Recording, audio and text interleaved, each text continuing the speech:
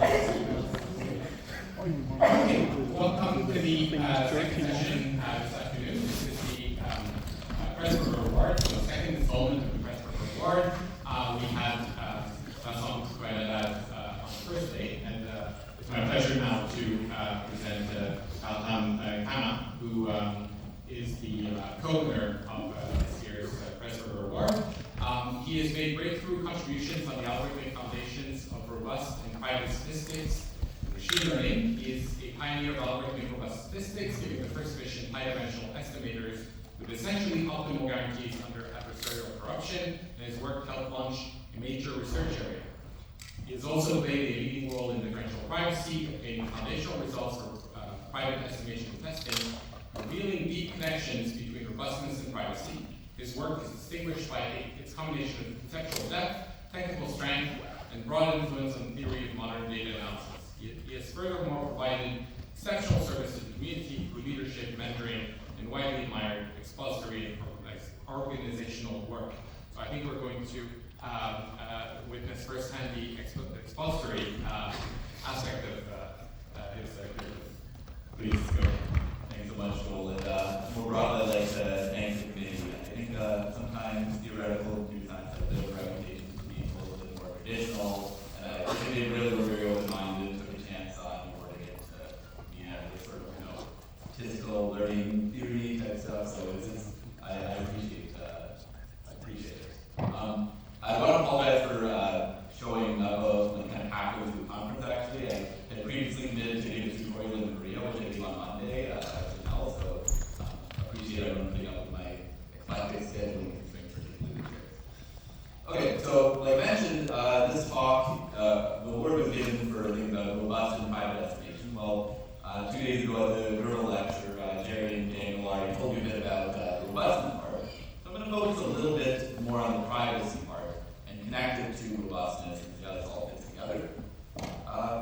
Most of the talk will be like one vignette on a specific problem, but I'll make it a bit broader at the end and tell you how it's sort of a bigger picture. Most of the talk will be based on joint works with my friends and collaborators and Hopkins and currently at MIT. Now I'm mentioning with my master's student at Waterloo and now at MIT as a PhD student, and Sean Garman, who is a PhD student at MIT and is currently at Citadel. So to start by telling you about the problem, first in a non-private setting, we've got this task, a statistical question, which I think is relatively fundamental. We imagine we're given data drawn from some distribution which has bounded covariance, and we want to estimate its mean and altitude distance. We can make this a little bit simpler. For the sake of this talk, just pretend this unknown distribution is the identity covariance scale. It's a very, very simple distribution. And you want to estimate its mean. So this is very, very well understood. In particular, classic analysis gives you that if you just take your data, average it, that gives you a really good answer with just d over alpha squared sample. So the main thing I want you to focus on here is d. It's linear in dimension. Very simple, not hard to prove. Chernoff bound, median bound type thing gives you this answer. So cool. If that was it, that would be kind of boring talk. So let me talk about this with some more constraints. But I just want to emphasize that without privacy, this is a very simple problem. You'll see that with privacy, it's going to get much more challenging. So the specific notion of privacy we use is differential privacy. It's a rigorous notion of data privacy used by companies like Google, Apple, Microsoft, and was used in the 2020 US Census. It ensures that our statistical disclosures don't leak individual privacy. The specific definition is super crucial for today's talk. You can mostly think of the black box, but I'd be doing you a disservice if I didn't at least try to exposit what it is. So I'll kind of give you a caricature of the type of disclosures meant to protect against, and then I'll flash the definition. But again, it took me like several tries of seeing it before I got it, so don't worry if it goes over your head. So we imagine that there's some data set which is fed into an algorithm, and that produces some output. Alternatively, we can imagine a different data set, x prime, is fed into an algorithm and produces an output. And an adversary is looking at the output, and they're trying to figure out which one was fed into this algorithm. Was it x or x prime? And if they can't do much better than, say, random guessing between the two, then we say the algorithm is differentially private. So here's a little bit more of a precise definition. We say an algorithm is differentially private, parameterized by two parameters, epsilon and delta. If for all inputs with different one entry, we have kind of this similarity in distribution, again, parameterized by some numbers, epsilon and delta, where you can think of epsilon and delta being small means it's more private, and then being large means it's less private. Here's the actual formal definition of where epsilon and delta show up. Again, it's not super important for today's talk.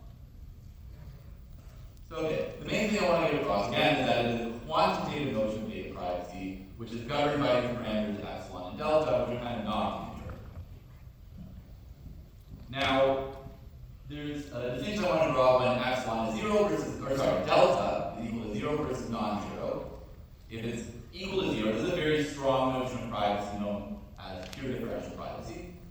Whereas if delta is greater than 0, that's an approximate differential privacy. This delta is sometimes like some parameter which governs the probability of some catastrophic failure.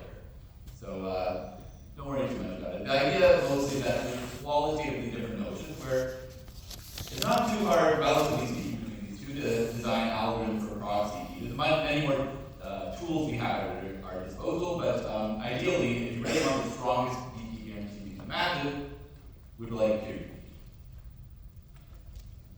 So let me restate the problem. This is exactly what I said before. We have data drawn from a distribution, found a covariance. We want to estimate its mean and L2 norm.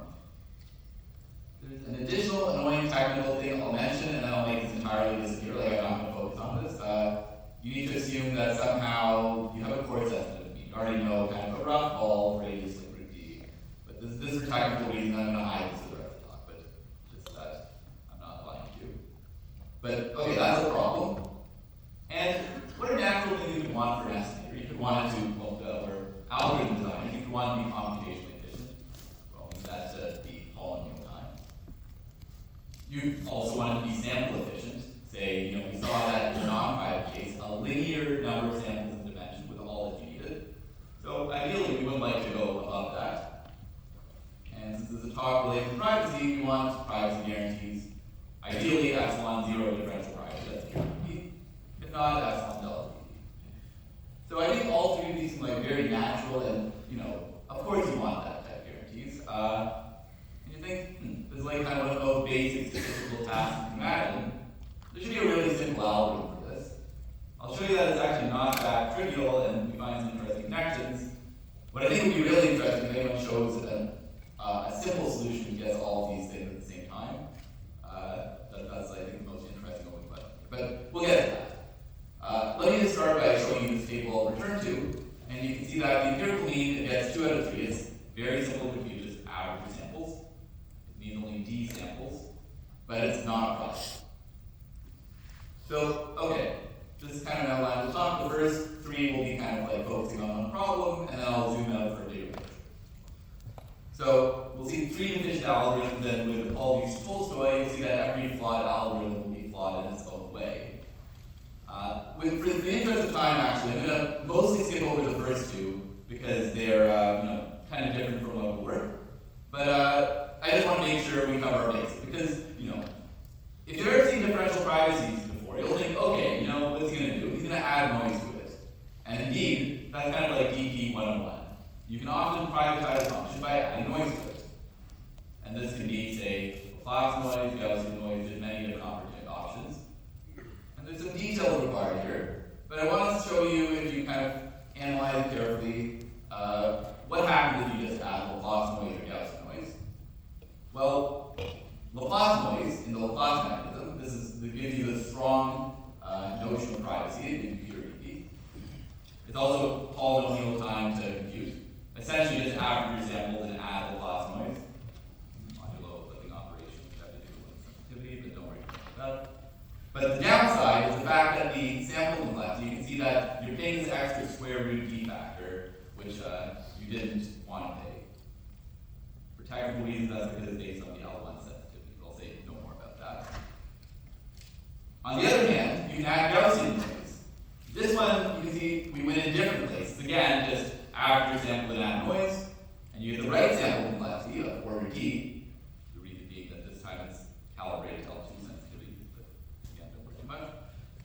when you add Gaussian noise, you get this weaker notion of privacy known as approximate. So you can see there are two algorithms which kind of go for different reasons. The one we'll go most into is this third approach, which is going to be the basis of the algorithm that actually works at the end. And it's also a little different. So, if you just thought that differential privacy was just adding noise, this is where you're going to learn something new. Because the exponential mechanism is a different kind of mold here. The problem we're trying to solve here is, it's worded in a little bit of an abstract way, but the next slide will make it much more concrete with an example. So in the exponential mechanism, you're trying to privately select an object from a set based on its score. We're given some sort of sensitive data set, which we'd like to protect the privacy of. We're given some set of objects, and you're also given a score function, which takes in a data set, it takes in one object, and tells you a real number, which is how good is this object with respect to this data set. Again, I'll give you an example in the next slide, just hold on. What you're trying to output is one of these objects which approximately maximizes the score. Without privacy, this is kind of cheesy. You just compute all of the scores and see which one the maximum, but I claim that it won't be private. So instead, the exponential mechanism is a very clean algorithm. What you do is you compute the score for every of these objects, and then you sample from a distribution which is proportional to e to the epsilon times the score. It's a very specific form, but just trust me when I say that guarantees epsilon zero differential privacy if you do this. So this is a bit abstract, so let me make it more concrete here. Imagine, this is kind of the simplest way I like to think about it, is you're running an election. Well, what do you have in an election? First of all, you have a set of election candidates, which are going to be our objects, with me, Sam, and Mallard. And the sensitive data set here is the votes. So you can see here, these are some votes. Mallard, of course, is the best. I have the fewest votes. And your score function here, which tells you how good a candidate is with respect to the sensitive data set, is how many votes they each got. So non-privately is a very easy process to run because you can just pick the high score, which is Matlock. He's the winner of this election. But you'll notice, I didn't get too much into DP definition, but you can see that if you just take one vote from Matlock to Sam, then Sam would become the winner.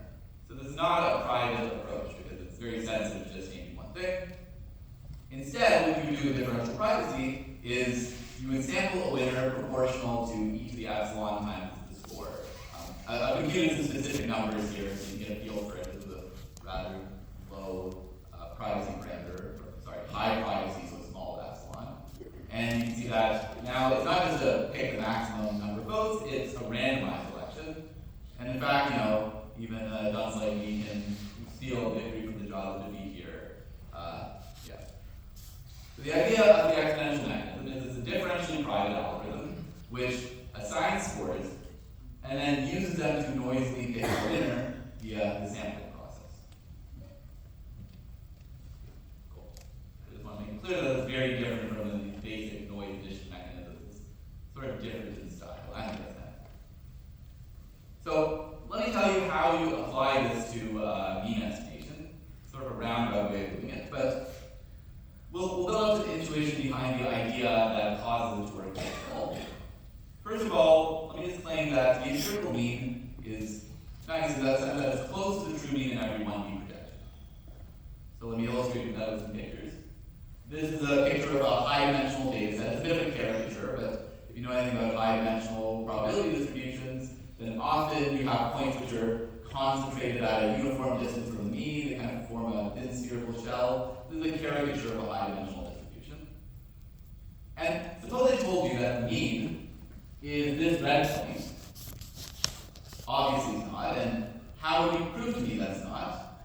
Well, you could say, hey, look at this 1D projection of the data, and it's nowhere near the center of the data set here. It's kind of on the fringes of the data set when it comes to, a percentile. So it's clear that this one is not, the mean of the distribution. Whereas on the other hand, if you look at this one, then here's just one projection, but actually if you take any 1D projection, you can see it's kind of sitting in the middle of the distribution percentile-wise, no matter which way you look at it. So that's the kind of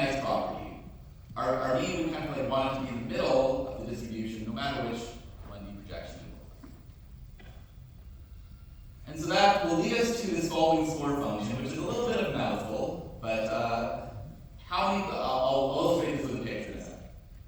The score function asks how many points must be changed to have this candidate for the mean be far from the empirical mean in some projection. So to try to illustrate this with the example I showed you before, this one, which I claimed, maybe this is the mean. Well, you can say no, it's not, because there's one projection where changing 0 points, it's already, far from the empirical clip mean in this projection. On the other hand, this one, where it's kind of in the middle, I'll actually make a stronger claim than this intuition. It's actually not only close to the true mean in this 1D projection, it's actually kind of strongly in the center of it. So even if you change a whole bunch of points, it'll still be roughly in the middle of it percentile-wise. So, this will have a low score, this one will have a big score because it's kind of in the middle of the data set in every 1D projection, and therefore if you ran the exponential mechanism, it's likely to favor solutions which look more like this because they have a high score, compared to an example like this which have a low score. So, the drawback of this is, if you think about how do you compute this score function, it's like looking at all 1D projections. So as I've described it so far, it's not obvious how to compute this. So that would be one drawback, computation-wise. As another drawback, I talked about this sampling procedure over a whole collection of objects. Well, this suggests here kind of cover-based argument, because you basically discretize your space into the set of possible means and try each of them to see which one gives you a good score. Well, if you're looking in D dimensions, this requires a very large natural cover of the space, and it's exponential in D, so this is like very big. So these are both problems with computation we'll return to in a sec. But nonetheless, if you just chug along, I claim that the standard exponential mechanism analysis with a score function like this in the set of objects will give you that n equals, roughly d samples will suffice. And this is your optimal. This is a little bit surprising to me and my collaborators before we had this result, in the sense that we thought there might actually be a lower bound which prevents this from happening. But, it seems like we get a linear sample complexity algorithm with only, with purity. So putting that into our table, we get something like this.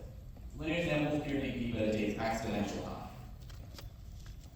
And the main result in this paper with Sam and Mabog was the first algorithm which kind of gets the best of all three worlds. It's linear samples, pure DP, and polynomial time.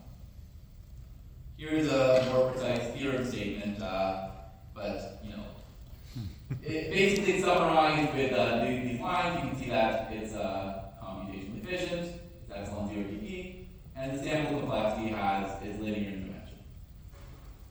So we'll pause here for a second so you can see it. Let's sink in. Good. So sample complexity linear, pure dp, and polynomial time, kind of the holy trinity. Again, before this, we weren't even sure if it's possible to get all three. We thought there might be a statistical computational gap, but we were able to, show that no, there's an algorithm, good news for algorithm design.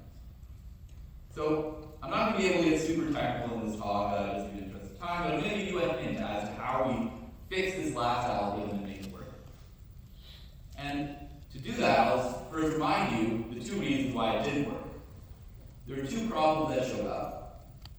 One is that computing the score function for a single candidate was slow. Remember I told you you had to look at all 1D projections. It wasn't clear how to do that efficiently. Well, the solution will be using some of this work on efficient, robust, and high-dimensional statistics. And the other problem, remember I said there was this net-based argument which has exponentially many candidates, and you have to compute the score function for all of them, for probability distribution, sample from it. It's a lot of different points you have to sample from. Well, the trick thing there will be efficient log concave sampling.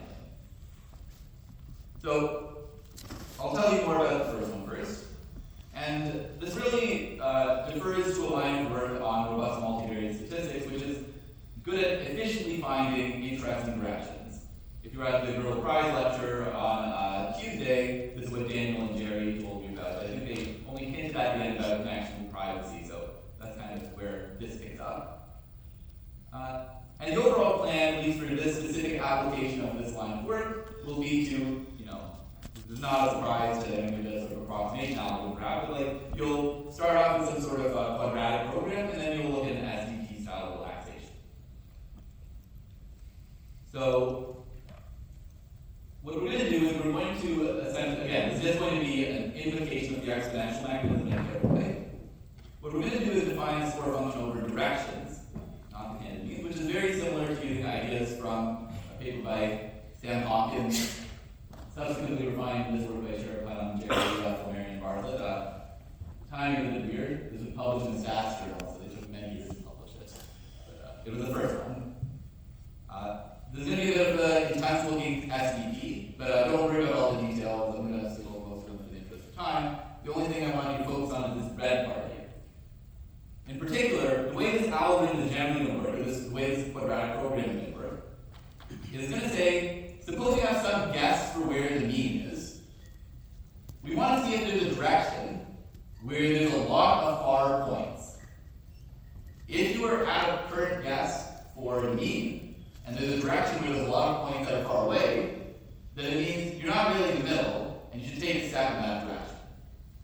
So essentially, this quadratic program is trying to find a direction where the data set lies, and push your way into the middle of it. So this is a quadratic program, and believe me when I say that this is the SDP relaxation of the quadratic program.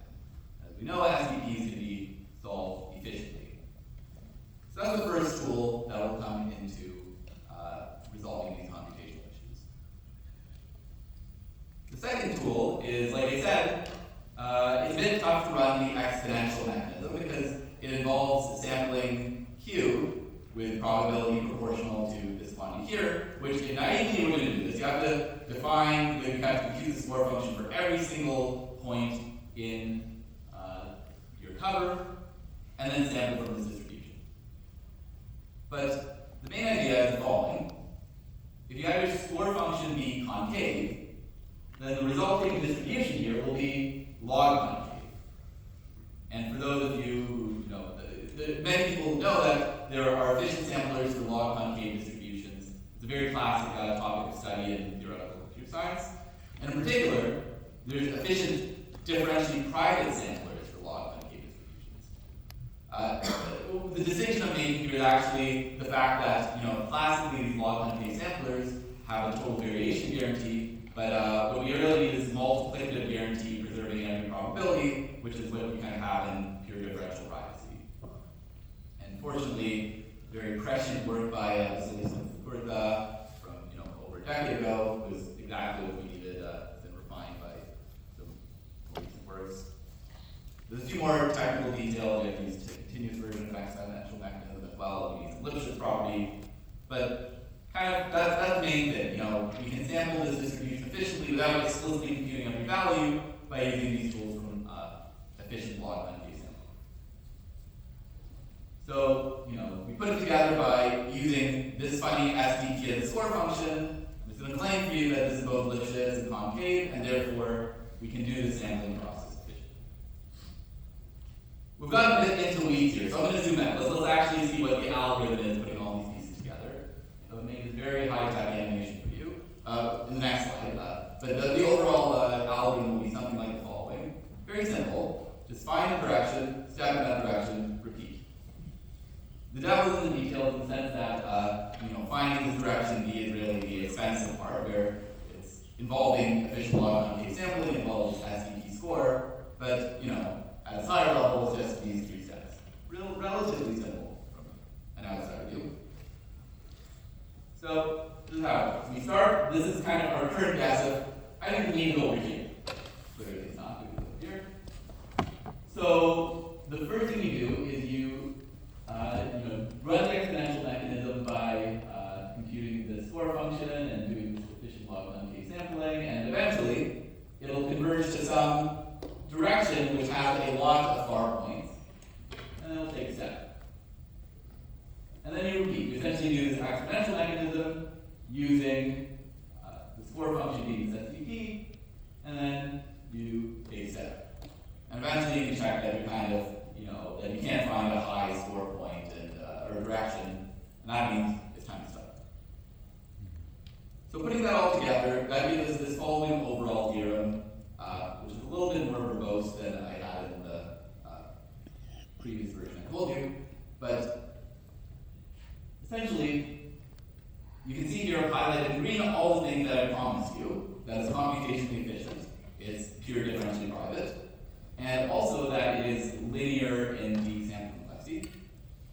But if you read carefully, there's actually even more that I gave you here.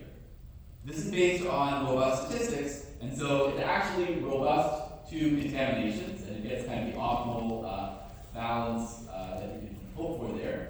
And also, it's not a kind of niche thing, which I won't get too much into, but it gives you the sub-Gaussian rate despite being for non-Gaussian data, which is something statisticians kind of care a lot about. It gets all these three things at the same time: privacy, robustness, and these sub-Gaussian rates. And this is essentially the optimal. We also not too hard to prove lower bound in all these terms up to this log graph.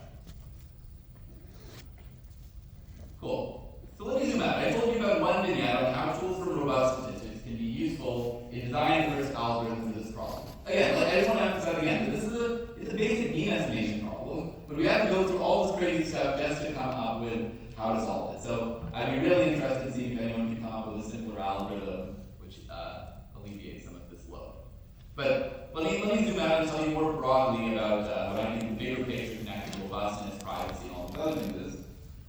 So, like I said, it all kind of started from this paper that Jerry and Daniel talked about 2 days ago, and that had on robust estimation, and that had a lot of interesting implications. But one interesting implication was showing this desiderata, which I hinted at. I didn't really tell you too much about what it is. This efficient sub-Gaussian rates for heavy-tailed mean estimation.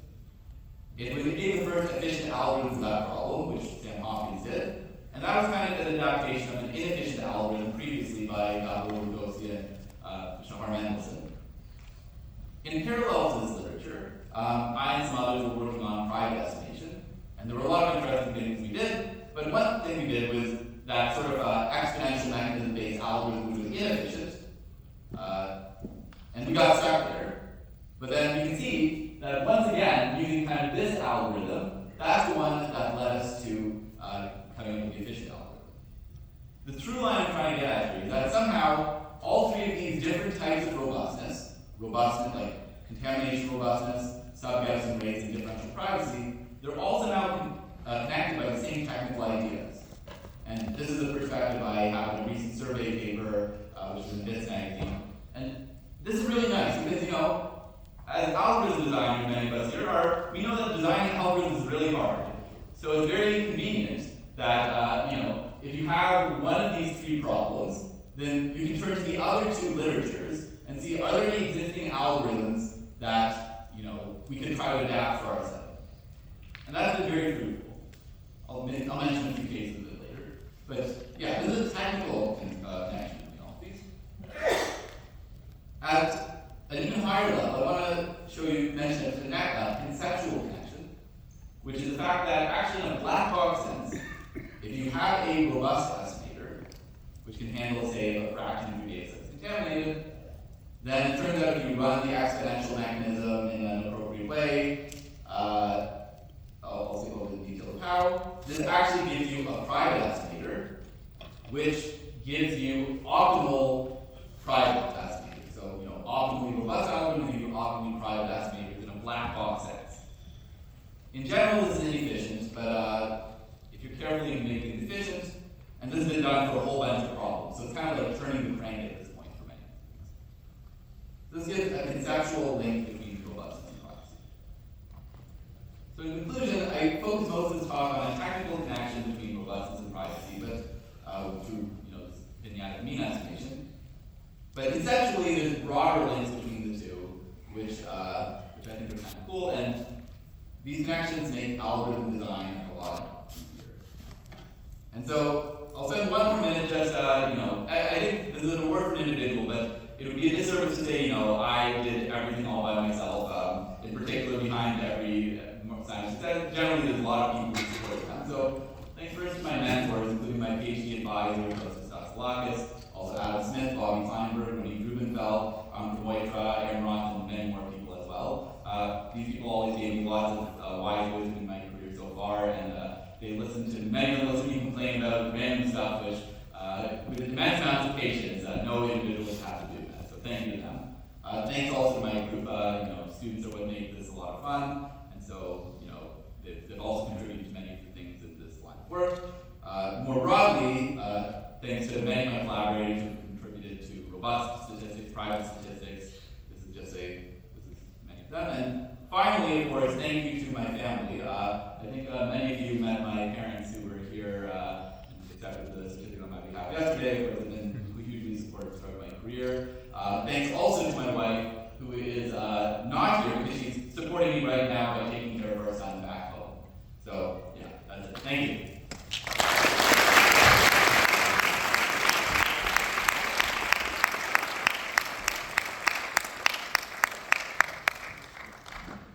For this fantastic talk. Questions?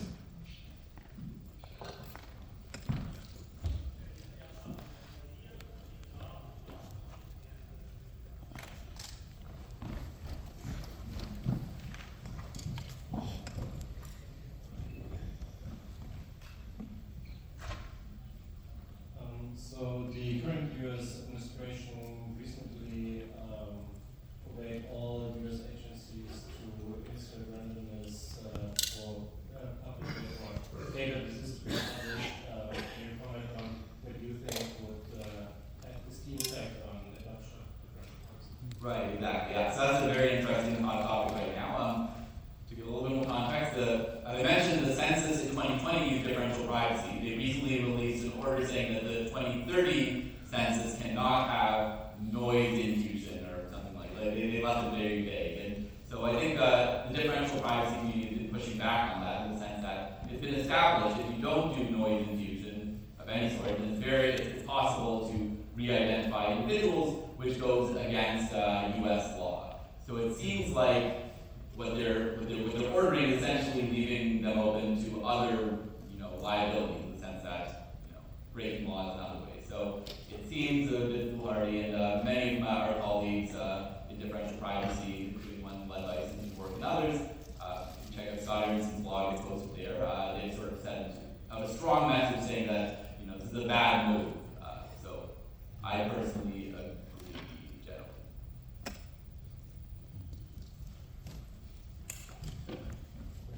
Any other? Any other questions? Yeah. I was wondering if there are any connections to the reverse direction, like namely to have a private algorithm, it must have some form of robustness, maybe in a more stylized setting. Yeah, very good. There's one slide I hit there. But yeah, I said that robustness implies privacy, and privacy implies robustness, and partially, in some cases, there's a very nice result by Sam Hopkins and Chris Garcia, which shows that if you have a private algorithm which additionally has some failure probability, which is additive sort of thing, then there's a one-line proof that shows that it's actually contamination robust as well. It's kind of using properties. Group privacy essentially means it almost immediately. So I'll mention that this seems somehow also related to the sub-Gaussian rates that I hinted at. So somehow there's a connection that if it's private with sub-Gaussian rates, then it implies robustness. This is still an interesting direction that I will figure out more on. We'll see. All right. Well, I suggest in view of the time, I think we have some coffee outside. So perhaps we can also take questions over the coffee break. So thanks again.